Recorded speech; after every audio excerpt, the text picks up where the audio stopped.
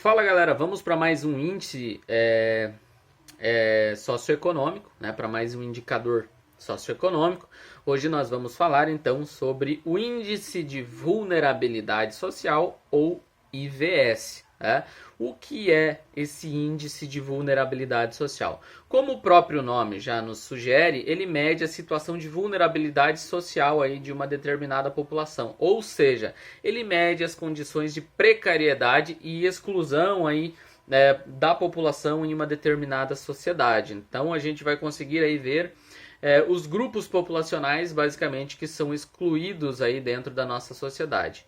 O IVS, Índice de Vulnerabilidade Social, ele reúne informações que são bastante detalhadas, ele acaba aliando as suas informações a outras categorias. Então, a partir desse índice de vulnerabilidade social, nós conseguimos obter informações aí sobre a infraestrutura urbana, sobre as questões de oferta de trabalho, sobre a questão da renda também que essas populações estão obtendo.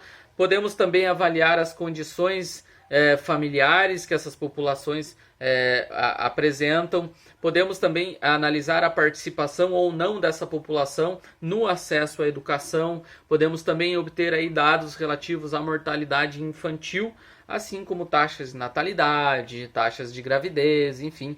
Esse índice de vulnerabilidade social, então, ele nos permite ter uma noção da população que está à margem da sociedade, muitas vezes aquela população que muitas vezes é excluída até mesmo das políticas públicas e de uma participação mais efetiva na sociedade. Tá? Esse índice ele vai variar então de 0 até 1. Né? Quanto mais próximo de 1, maior é a vulnerabilidade social, né? De um determinado município, por exemplo. Então, de 0 a 1, então você tem uma escala que vai de 0 até 1. Quanto mais próximo de 1 você está, mais desigual seria essa sociedade, ou seja, maior é a vulnerabilidade da população, ok?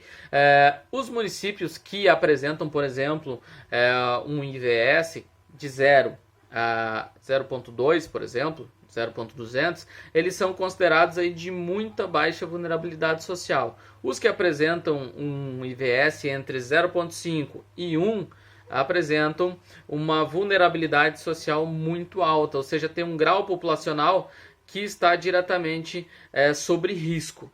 Então, quanto mais baixo, melhor é a condição da população. Quanto mais alto, mais vulnerável essa população se encontra. Vulnerável em que sentido? Não tem muitas vezes acesso à saúde, não tem acesso à educação, acaba aí sofrendo com necessidades como falta de emprego, condições adequadas para a sua sobrevivência. Obviamente que essa vulnerabilidade ela também está ligada aos índices de violência, e a não participação dessa população junto das políticas públicas. Então, esse índice de vulnerabilidade social ele nos permite perceber como está estruturada a nossa sociedade. Né? Então, ele vai medir aí basicamente as condições, a situação de vulnerabilidade social da população, ou seja, qual é a condição de precariedade e de exclusão de determinados grupos populacionais dentro dessa nossa sociedade, ok? Então, obviamente que assim como o índice de Gini, assim como o IDH, né, você tem, a partir da obtenção desses dados, a possibilidade de criar políticas públicas que venham,